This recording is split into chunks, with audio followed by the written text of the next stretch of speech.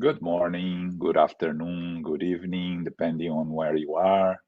Welcome to another Saturday talk promoted by the United States Spiritist Federation. We are very happy to be here once again. This is the 101 lecture. Last week we had the 100th lecture, and you can find them all on the United States Spiritist Federation YouTube page, Facebook page, or the TVSA, the International Spiritist Council YouTube page. Before we start, a reminder, every Sunday at 10 a.m. Eastern Time, we have the course Initiation into Spiritism, which is a course focused on those trying to learn more about Spiritism, that are starting to learn about Spiritism. We already have a series of talks that you can find covering different aspects of Spiritism, and we welcome you all to join us for the first time, or if you continue to watch it, to be back with us.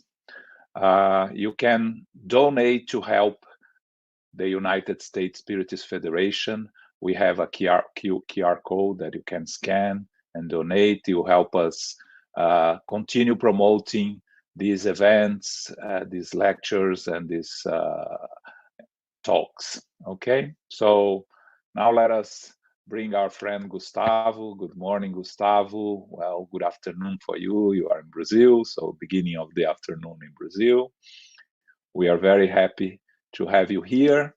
Let me introduce you to Gustavo. He was born in Araxá, state of Minas Gerais in Brazil, but nowadays he lives in Uberlândia, also in the state of Minas Gerais, very close to where Francisco Xavier had the last part of his life in Uberaba. He collaborates with studies in the channel spiritismo.net and in a podcast called Coffee and Spiritism, also translated into English, Café com Espiritismo. So we are very happy to have you here, Gustavo, and please take it away. Thank you, John. First of all, I would like to thank Jussara for this opportunity. Feel honored and happy to be here. And this is my first lecture in English, so I'm really afraid of making more mistakes than I'm used to make in my daily routine here.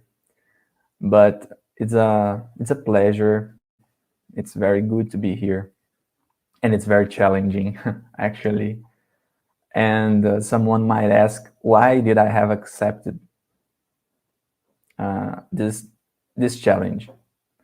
Why did I accept this? Since I'm not American, I'm from Brazil, trying to do my best in English here.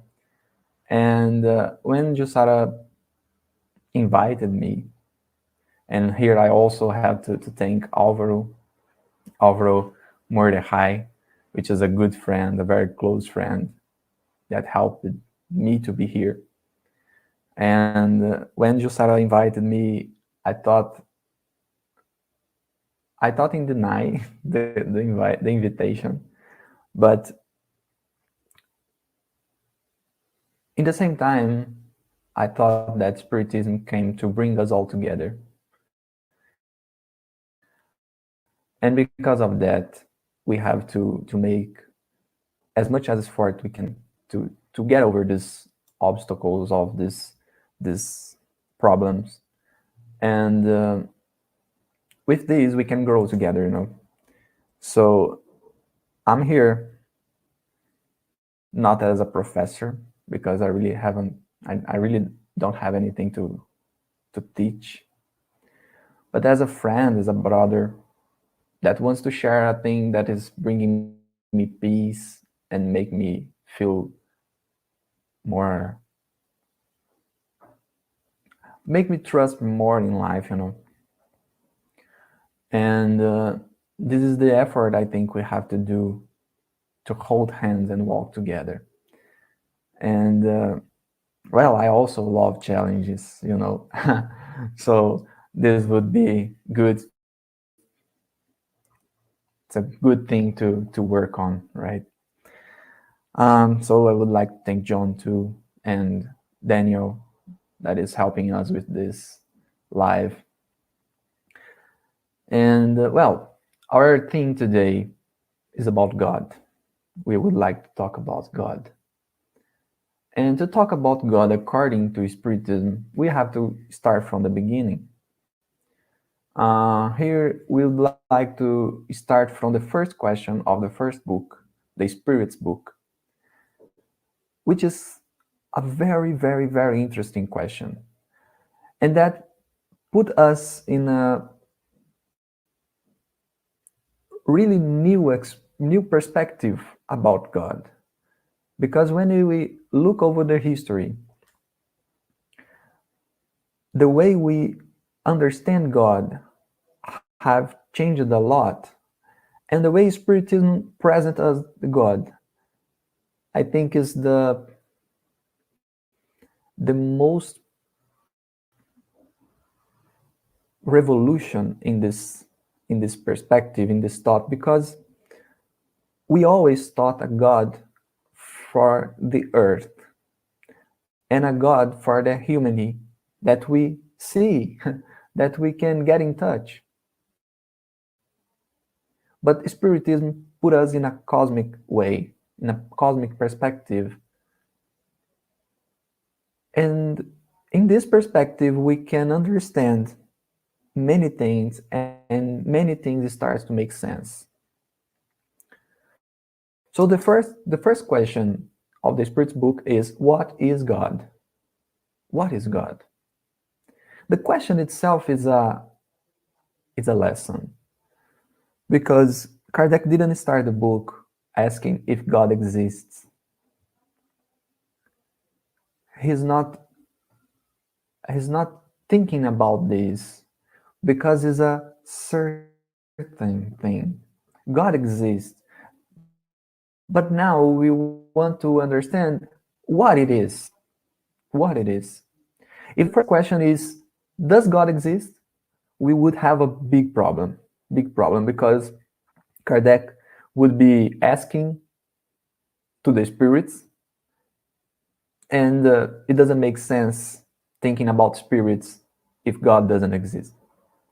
So what we see here is that Allan Kardec is pretty sure about the existence of God.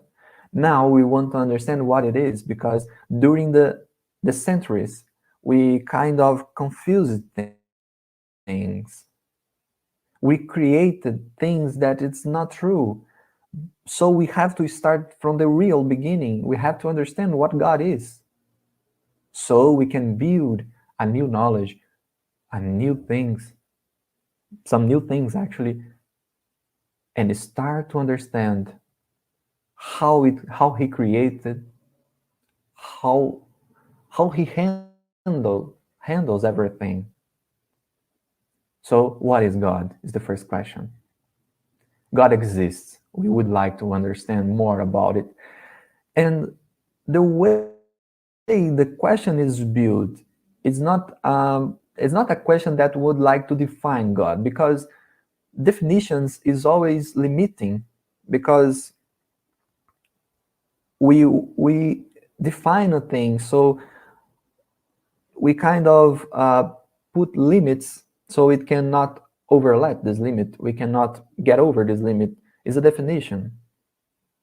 So a computer cannot be a car, because a computer is limited to be a computer.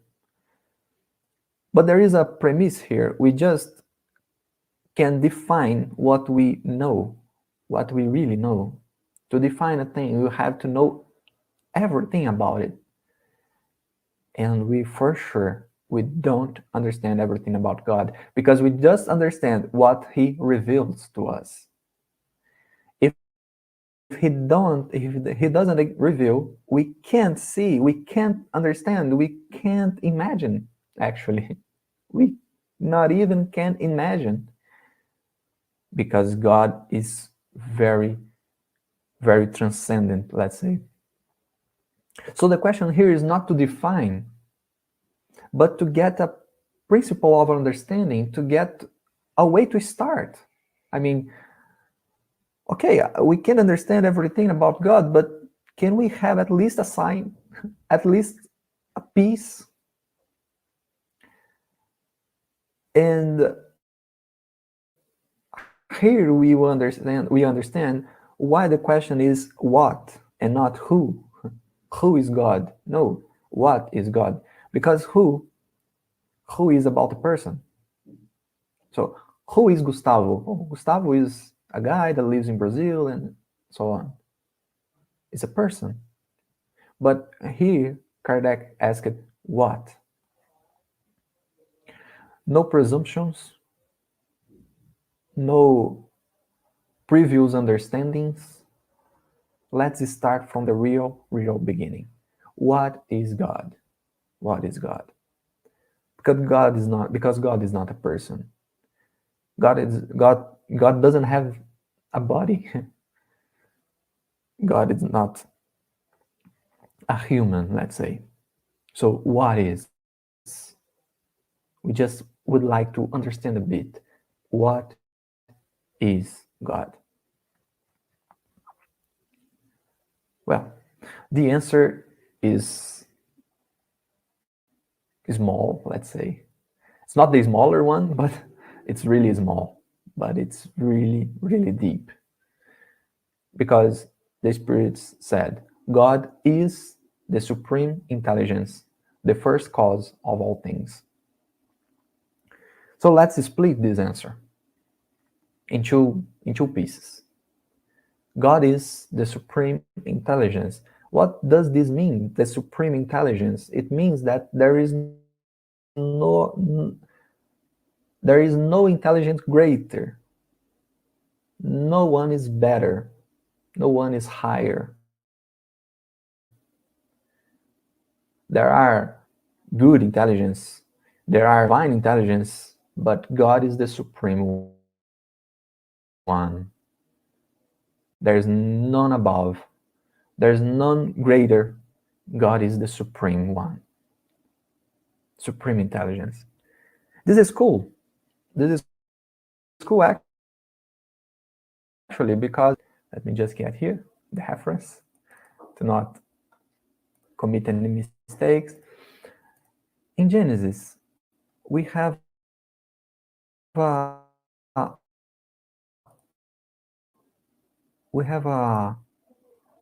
versicle saying that we were created as God. I mean, let me just get here.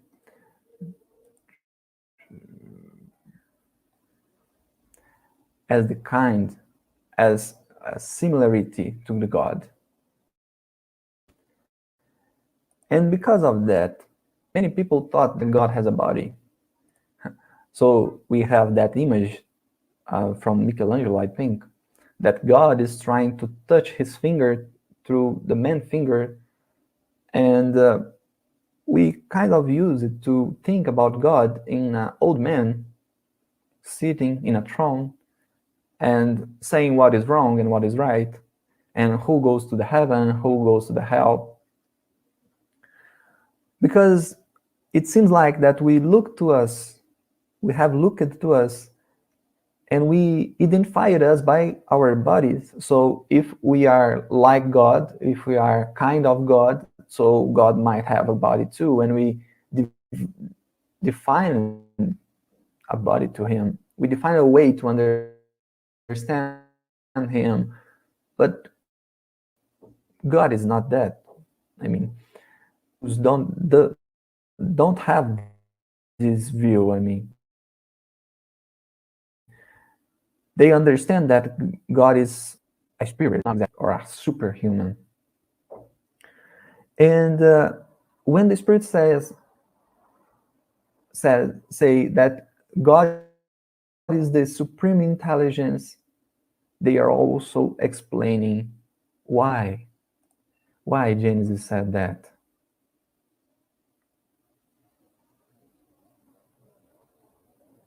why Genesis said that we were created as the image of God. Because God is the supreme intelligence, and we, the spirits, we have intelligence. We have intelligence. So we are the intelligence creatures, like the creatures that can think, that can understand things, because we have intelligence, and God is the supreme intelligence. So we have as attribute what He is what He is actually, right? God is. This is important too. God doesn't have intelligence. He is the supreme intelligence, which puts us in a real new perspective. What is good too, because when we look to the nature, we see intelligence going on. All the process, the chemical, the biological process, the laws, gravity, and so on, that makes us feel that there is really an intelligence behind this. This cannot be random, right? This cannot be a thing that just appears. There is an intelligence behind this. And the Spirit is saying this intelligence behind the nature, behind everything we see in the creation, in the infinite creation, everything that is behind, the thing that is behind this is God. God is the supreme intelligence soul. This is a really, really new perspective. Really new perspective. So there is no body, there is no human like. We have a body during our evolution period, our evolution time, but we are not the body. So God is not too. But the real interesting thing here is when spirits say that God is the first cause of all things. Here is really interesting, because in Genesis from Moses, we have a God that is the ultimate cause of all things. Because for everything that I just say, and the things appear in the last instance, let's say. God wants to tree for, and He appears the tree, and the tree appears with apples, with everything. It's interesting, because when the human would be created,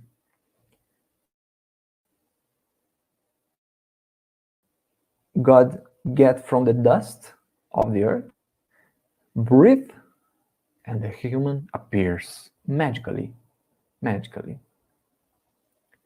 So as time goes passing, our views, our perspectives, our understanding of Earth, it's in the universe, makes us understand things that could lead us to think that this book, for example, Genesis, is a complete lie. There is nothing right there. Look at here. Look at this. How can God do this if we already know that everything is improving, is developing? How? How can we understand a God that creates everything from a simple word if we're understanding that everything is just growing and improving and developing? Um, so when Spiritism say that God is the first cause of all things, Spiritism is saying that think about nature. Why does nature appear? And we have an explanation for it. Oh, it's because of this. And okay, but why this happen? The cause of nature. Why does this happen? And we were kind of, oh, this is another thing before and before and before. And 10 years later, we're asking, what is the cause? And oh, there is a cause that came before and before and before. And when we arrive in a place that we can't explain anymore, we're still far from God, but we can say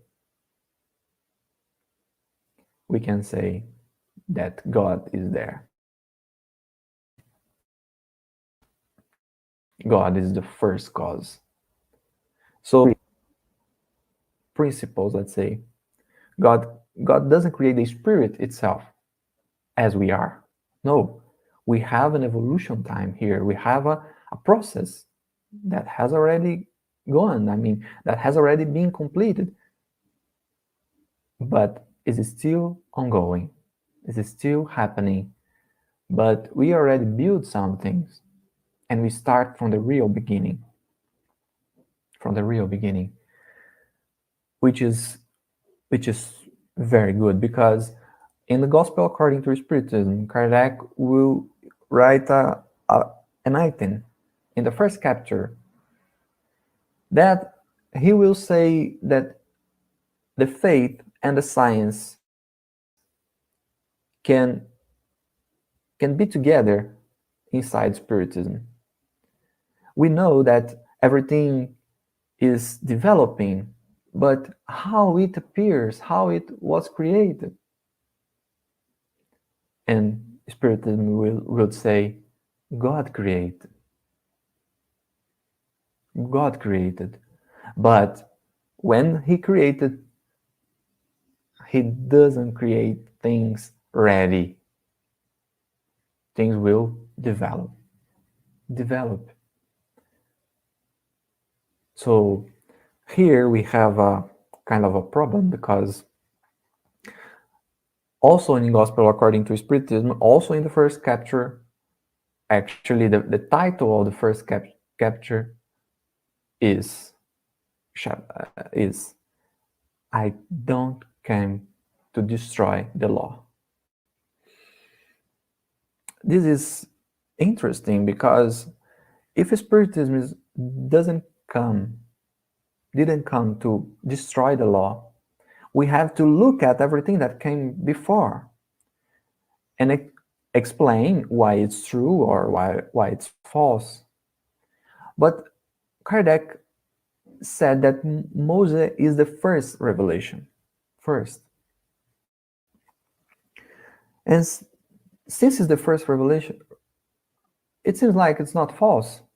We just have to interpret, just have to understand. Because when we face something like that, I mean, some things that doesn't make sense. I mean, how can God create the human from the dust of the earth? And now we understand that actually the human being is a development of another creature, let's say. How can we put this all together? Because here we have three options, right? We can deny the Spiritism, we can deny Moses, the Old Testament, let's say, or there is a third option. We can find a way to put all them together, to put the both together. Is there a way to do that? Well, there is a way. It's just not our focus today to prove that, but there is a way. Because the problem here is when we read the Bible literally, when we try to find on its letter a true. This is not actually possible, because there we will find symbols that have to be interpreted. Because, for example, the sun is created in the fourth day. The sun is created in the fourth day. But when the sun appears, we already have 3 days. We have an evening and we have a morning. How? How can it be? So for sure, it's not supposed to be read literally. We have to interpret. We have to go deep, because in Spiritism we also have an understanding about attributes of God. Attributes of God. That's why here we would like to go through the question 13 of the Spirit's book. Kardec asked, when we stated that God is eternal, infinite, immutable, immaterial, one, all-powerful, and supremely just and good, don't we have a complete idea of God's attributes? So it's 7. There are 7 attributes here. And the spirits will say that from our point of view, okay, this is everything we can see about God. But for sure, it doesn't complete everything, because there are things from God that we can't not even imagine. They will say that in the answer. But what I would like to point here is that God is one and it's immutable. Since it's one and immutable, Moses, Christ, and Spiritism are talking about the same God. And this God is immutable. So it's not possible that God said something in the past that is not true anymore, because this would make us think that God changed. And Emmanuel would say once that only humans build to destroy later and rebuild. So we start a project and see that something might be improved, and then we redo and rebuild. This doesn't happen to God, because God is the supreme intelligence. So God builds once, only once. So when we understand that Moses brought to us the first revelation, there are some divine things in Moses' law. There are divine things that we have to get, we have to understand, we have to study. Kardec would say that the 10 commandments are still true. So we're not allowed to just throw them away. Oh, the Old Testament doesn't have a value. No, it has. Actually, it has. So here, we would like to focus in another attribute from God. In another attribute. Because we understand that He is immutable, He is one, He is all-powerful, and so on. But the seventh attribute is supremely just and good. It's just one attribute. It's not two. Because it can be supremely just without being supremely good, and vice versa. It can't be supremely good without being the supremely just. Because if we try to deny any of these justice of goodness, we'll fall in a violence or in a negligence. Because this good we always try to find actually is more like negligence, because this good can't say no. This good can't teach. And the justice without the goodness is more like violence. It makes a bigger crime to fix a smaller one. So God must be supremely just and good. And this is a consequence of being the supreme intelligence. A thing that is missing in the first answer of the first question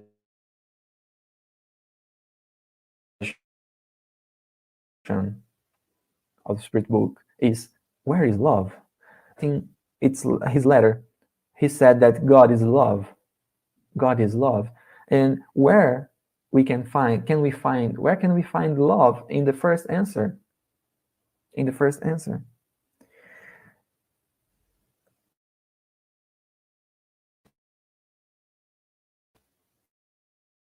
When we think about intelligence, we think about a very, how can we say, intellectual person. Oh, he's so intelligent. So he's methodic. He's distant from people. He doesn't believe in God and so on. But what Spirit is saying also in the first answer of the first question is that it's not a sign of intelligence when we don't love. When we don't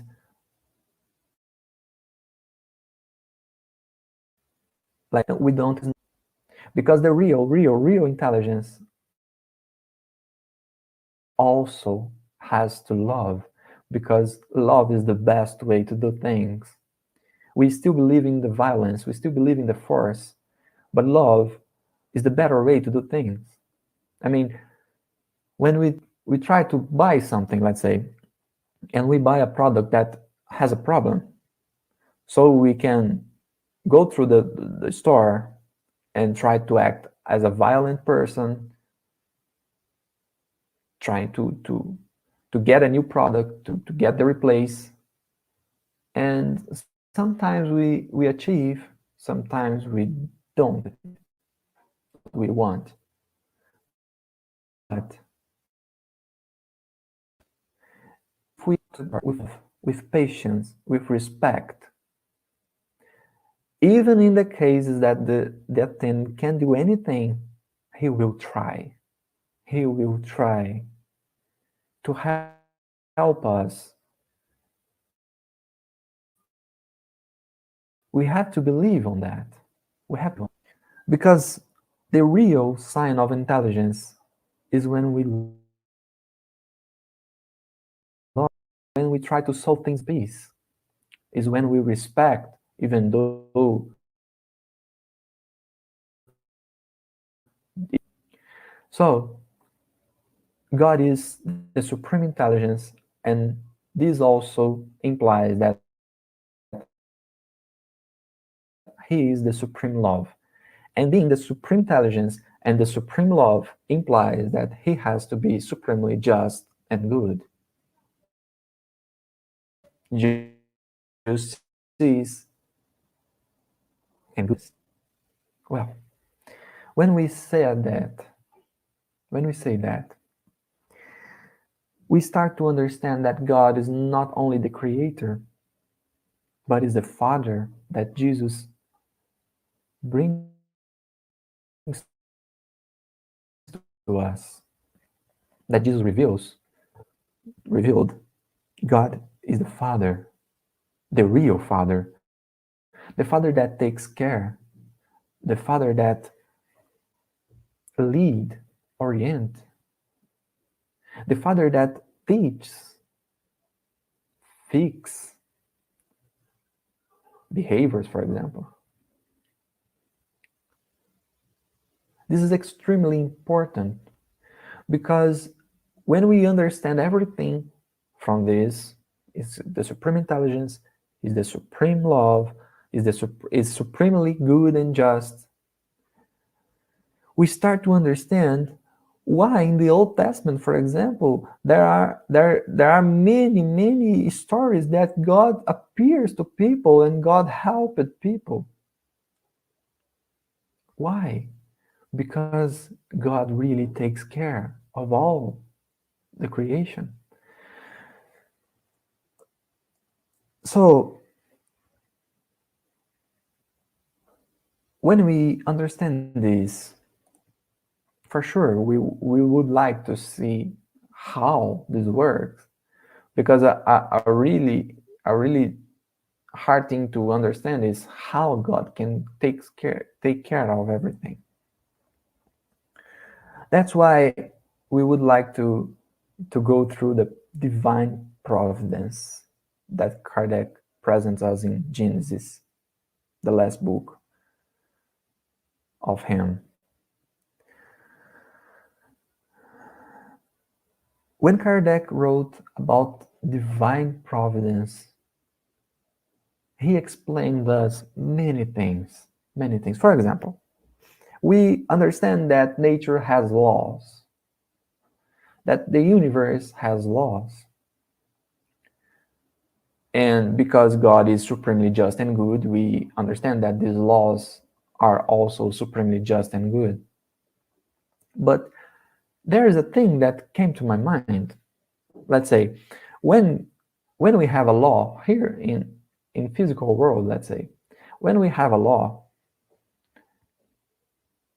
the existence of the law doesn't imply that it will be fulfilled, right? For example, kill a person is prohibited. It's not legal. But if I kill someone and no one sees,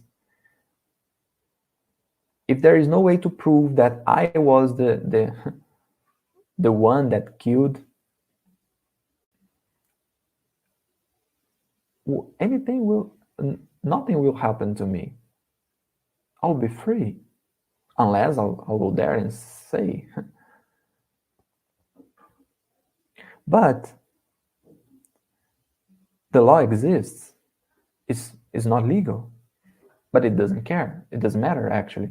It doesn't matter, because no one see what I did. There's no way to prove that I did it. So it's not enough to the law to exist. We have to have someone or some institution to guarantee that the law would be applied. In terms of universe, we have laws, but who guarantees that this law would be fulfilled? God. The only possible answer, God. That's why it's the supreme intelligence, because God can't be confused or fooled. God can't be wrong, let's say. He is taking care of everything, of everyone. And this is explained by Kardec when he wrote about divine providence. I get a small piece here, just for us to understand what Kardec is saying. He said, providence is God's care for all creatures. God is everywhere, sees everything, and presides over everything, even the very smallest things. This is what providential action consists of. Kardec will explain how this works in Genesis. We won't have time to go through it. But a big mistake we can't make here in Spiritism is think about a God that is distant from the creation. We have to think about a God that is near, that is close to us, that is taking care, because He can. He really can. Actually, He is the only one that really can. For sure, there are spirits acting by His command, but it came from him, because he is the first cause of everything, right? He is the first cause. So when we say God according to Spiritism, we are saying about everything that is in the 13th question, but we are also saying about a God that's really present in our lives, that's really present in our actions, in our thoughts, in our feelings. Because God is not a father that creates and let us alone. God is with us. This is not mystical, this is not a fantasy. No, this is real. The thing is that Spiritism helps us to understand how this works. So that God from the Old Testament that is always present, that is always giving its opinion to his child, to his son, this God is the same God we are talking about here. This is the same God we're talking about here. So Spiritism doesn't break any truth about God that we can find in Old or New Testament. No. Spiritism is just explaining us how this works and how can we really understand this. I mean, the truth, because there are some fantasies we created, right, over the years, over the centuries. But in the Old Testament, in the New Testament, we have really true things about God. From Jesus, we only have truth. We have to understand what Jesus is saying. If we, when I say we, is because it's actually we, I mean, in past lives, right? But when we introduce some mistakes, as the Spirit says in the Gospel according to Spiritism, when we introduce mistakes in the Christianism, we kind of messed everything. But there are truth there. There are really truths. And God, according to Spiritism, is still the Creator, is still the Father, is still the one that is really, really close to us. But one thing that Spiritism always remember us, is that God is supremely just and good. So He will help us fix our mistakes. He won't pretend that nothing was done, nothing was wrong. No, what is wrong will be fixed. Our mistakes will be fixed. Our imperfections will be fixed. But everything will happen inside the love, inside the good, the goodness of God.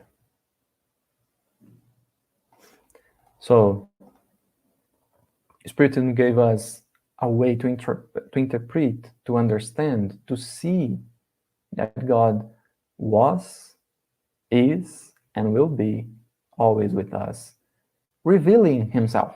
Because as we said in the beginning, if God doesn't reveal, we can not even imagine. And it's not false that He cares. He leads us. He leads us. We may trust Him because He trusts us every time, even though we fail a lot. Even though we fail a lot. So this is the God Spiritism presents us. Is the same God of all time. But now we have ways to understand better so we can trust, we can believe. And that's it. Thank you for your attention. Thank you for your presence. Thank you, João. Thank you very much, Gustavo. Fascinating, really, very interesting presentation, and very important, right? Because when we start studying Spiritism, we have to start from the beginning, and this is really the beginning to understand, or to try to understand, because I don't think we are able to understand, to try to understand God, or at least have some basic notions of how Spiritism presents God to us, is really, it's fundamental on our path. So once again, thank you very much. But I think we have some questions. So let's start with one from Paula Craig. Thanks, Paula, for always joining us. How does the spirit world really sees us? As just energy or a spirit body, or do they see us in our human body? That's a good question. That's a good question. Actually, they see us in our human bodies, let's say, but not only that. They can see our thoughts, our energy, like the question is saying, because André Luiz, I don't know if it's called this way, André Luiz says in his books that our thoughts, and Kardec will say about that in a book, our thoughts is like there are colors, there are smell, they have colors, and spirits can see that, So they can see our intentions, our feelings, our thoughts. Kardec will study about that in the Spirits book too. But of course, they always also see us, our bodies, as they are. But this body is not a, this body, our bodies, is not a problem for them to recognize us. Let's say a spirit that could share with me alive many centuries ago, when he sees me, he can recognize me. So it's a bunch of things that they see when they look at us, right? Thank you. Yeah, it's an interesting question, right? How do they really how do they recognize us from the spirit world? Because considering that we have many incarnations, right? How they can reach us, and it is the thought process, I think, is very important there. All right, next. When we pray to God, how does it really work? Good. Kardec will explain that in Gospel According to Spiritism in the, I think in the chapter 27, I think. He said that our praise go through the space as a sound go through the air. It's like traveling in the air. So we have the concept of cosmic fluid that is filling all the creation, and our thoughts is like emitting, I think, through this fluid, and a spirit can see this and try to attend, but everything occurs below the permission of God. I mean, nothing can occur if God doesn't allow, let's say. So when we pray to God, for sure, He hears, He listens to our praise, and He uses the spirits to make things happen. And these could travel all the creation going through the fluid called the cosmic fluid, the cosmic fluid, because our thoughts are things that can be seen, can be I think it's seeing the word. I mean, it's like can be touched all actually, and Their matter. yes, yes. And I mean, this is let's say this is a small view how it works, but it would be good to read that chapter. I don't know if the word is chapter. Chapter, yes. Chapter. 27 from Gospel According to Spiritism will help us understand this. Thank you. Thanks, Gustavo. So from Danielle Santos, thanks, Danielle. Many religions believe that Jesus Christ is God and they are one and the same. What is the Spiritist view on the subject? Good question. We don't believe this, that Jesus is God, because Spiritism has a thing that we already faced it in another doctrines, but Spiritism presents us in a different perspective. Is about evolution. So we are spirits in an evolution way, let's say. And Jesus is a spirit that fulfilled all his evolution process, let's say. Jesus is a spirit that achieved the highest level of evolution. And that's why, for us, he looks like God, because we are God's sons, and there isn't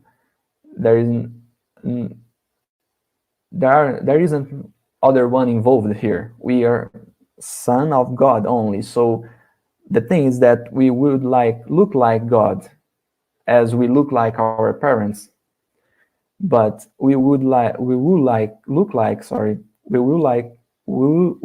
look like God, because we are his sons. And Jesus is a spirit that achieved the highest level. That's the way Spiritism presents us, but they are different. We respect every view, every perspective, but for Spiritism they are different.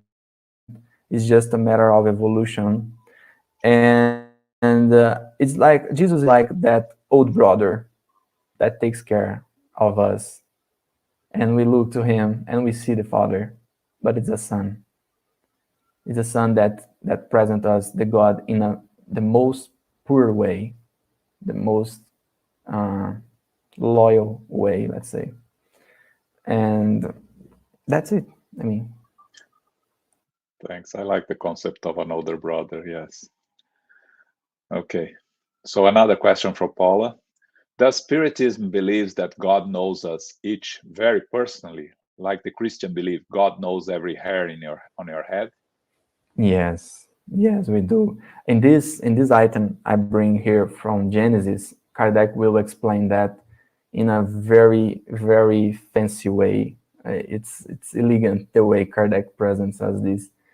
But yes, God knows us, because being the supreme intelligence, God can do things random, let's say.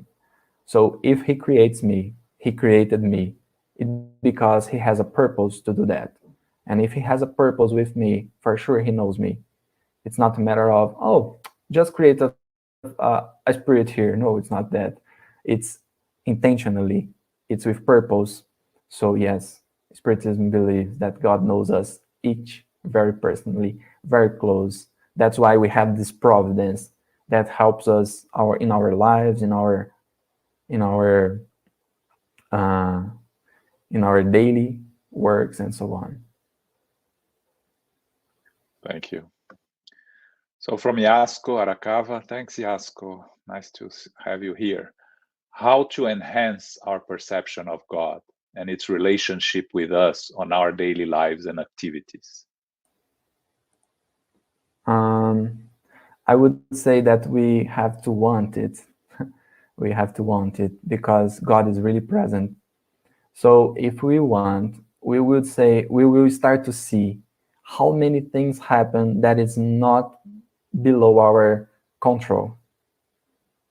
We don't control many things, and then they happen. I mean, and this is a a way to see the presence of God. So when we start to pay more attention to things that happen to us, for sure, we can think about coincidences. We can think about, oh, it's a matter of fact. No, we can think about this, but we also can think about God acting, and many things we will see that cannot be just a random thing. And this will improve our perception of God, because we will start to feel more the present, really. I mean, start to see things that it's not under your control and they still happen correctly, and we will see God there. We will see God in our conscience, in our thoughts, giving us the right direction, give us the right way to go. It's just, we just have to want. I mean, the Spirit will say that in the Spirit's book. If we want, God will be present to us. I like that. We need to want. That's the key. Thanks. So from the United States Spiritist Federation. So many religions have started with someone saying they heard something directly from God. What or whom they were really hearing from? That's good. Kardec will say in, I don't know the word, the name in English, Heaven and Hell, the book. Heaven and Hell, yes. Heaven and Hell. He will say that God acts through the creatures. I mean, through the spirits. It's always God. If we think of the first cause, it's always God.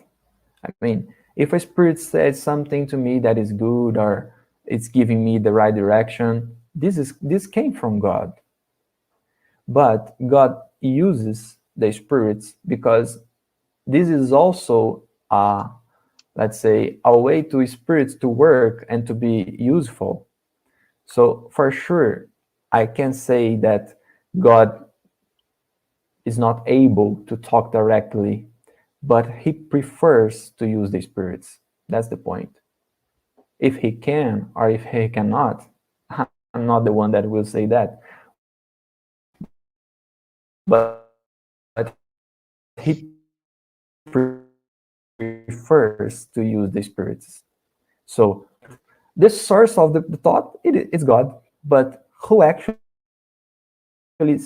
said that to me, probably and most probably, which is kind of the same, but it's a spirit.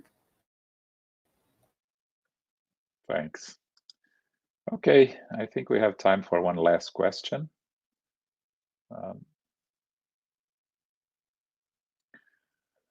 Throughout centuries, many of us believed that God was an old man in a throne.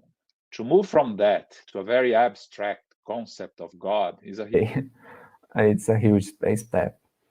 Well, I think there are some steps here we can go through, like thinking about spirits, thinking about something that is over the physical world. But it's quite difficult because for us now to understand God, and maybe it's not the purpose here, because I don't understand. When Kardec asked in the third question of Spirit's book, he asked, is God the infinity? And the Spirit says, no, you can't say that, because infinity, you don't know what it is. And God, you also don't know what it is. So you can't explain one unknown thing to another unknown thing. So God is an unknown, the big unknown. So maybe the steps here is to thinking about something that goes over the physical world, try to understand how it is.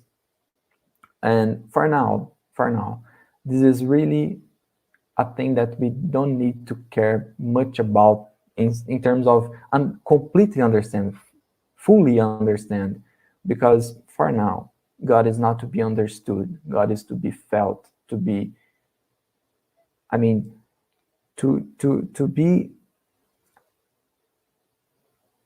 seen near, as the Spirit says in the question, I think is 244 in the Spirit's book. God is to be felt. So let's feel it. Let's feel it. It's good enough for now.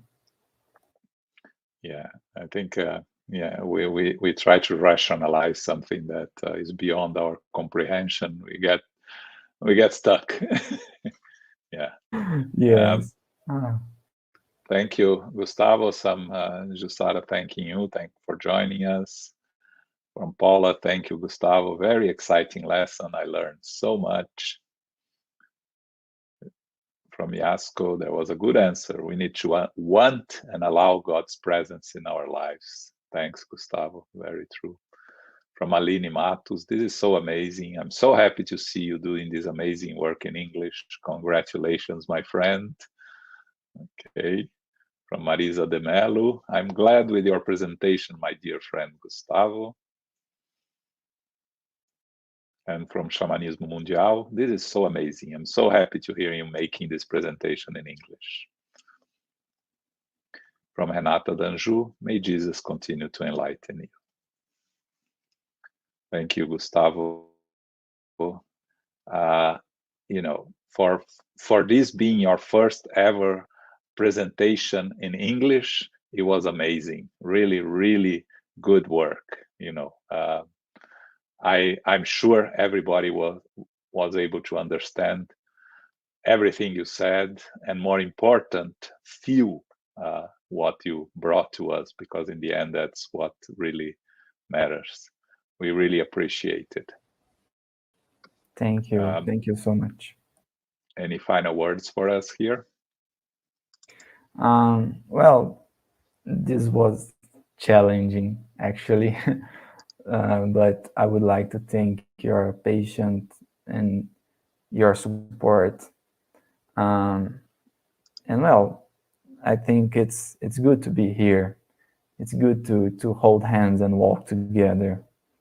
And it's very good to know that Spiritism is going through the world, reaching many people, many hearts. That's the purpose. That's what we came here to do. And that's it. Thank you all. May God bless us all. And that's it. Thank you so much. Thank you, Gustavo, once again. Just a reminder for all, next week we'll have Kirsten de Mello doing the presentation, the United States Spiritist Federation talk, next Saturday, 11 a.m.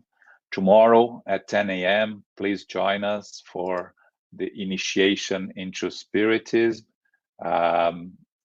We are going to have, the subject is going to be disincarnation, death, which is lesson 17. And it's a very interesting subject. Please make sure to join us. And now, before we close, let's do our final prayer. We elevate our thoughts.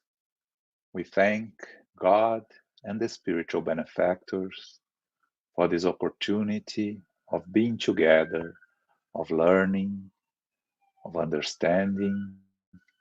And we ask for their help and assistance for us to be able to put in practice on our daily lives everything we have learned this morning. We ask for a special blessing and protection for all those going through different struggles in this world, through wars, religious persecutions, discrimination, that we may all find in our hearts the will to overcome the differences, the challenges, to find peace, fraternity, and love amongst us. We thank our Master Jesus for another opportunity of being reunited in His name. It is with our hearts full of gratitude that we ask permission to close this meeting. So be it.